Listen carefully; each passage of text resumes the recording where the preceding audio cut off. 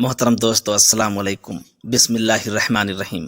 خلیفہ سلیمان بن عبد الملک کا بھائی خلیفہ حسام بن عبد الملک بیت اللہ شریف کے حج کو آیا۔ طواف کے دوران میں اس کی نگاہ ایک متقی عالم سالم بن عبداللہ بن عمر رضی اللہ عنہ پر پڑی، جو اپنا جوتا ہاتھ میں اٹھائے ہوئے خانہ کعبہ کا طواف کر رہے تھے۔ ان کے اوپر ایک کپڑا اور ایک امامہ تھا جس کی قیمت 13 درہم سے زیادہ نہ تھی۔ خلیفہ حسام نے کہا، کوئی حاجت ہو تو فرمائیے۔ سالم بن عبداللہ رضی اللہ عنہ نے کہا، مجھے اللہ سے شرم آ رہی ہے کہ میں اس کے گھر میں ہوتے ہوئے کسی اور کے سامنے دستے سوال دراز کروں۔ یہ سننا تھا کہ خلیفہ کے چہرے کا رنگ سرخ ہونے لگا۔ اس نے سالم بن عبداللہ کے جواب میں اپنی سبکی محسوس کی۔ جب سالم بن عبداللہ حرم شریف سے باہر نکلے تو وہ بھی ان کے پیچھے ہی حرم سے نکل پڑا اور راستے میں ان کے سامنے آ کر کہنے لگا، اب تو آپ بیت اللہ شریف سے باہر نکل چکے ہیں، کوئی حاجت ہو تو فرمائے، بندہ حاضر ہے۔ سالم بن عبداللہ کہنے لگے، آپ کی مراد دنیاوی حاجت سے ہے یا اخروی حاجت سے؟ خلیفہ حسام کہنے لگا، اخروی حاجت کو پورا کرنا تو میرے بس میں نہیں، البتہ دنیاوی ضرورت پوری کر سکتا ہوں۔ سالم بن عبداللہ رضی اللہ عنہ کہنے لگے، میں نے دنیا تو اس سے بھی نہیں مانگی ہے جس کی یہ ملکیت ہے، پھر بھلا میں اس شخص سے دنیا کو کیوں کر طلب کر سکتا ہوں جس کا وہ خود مالک نہیں؟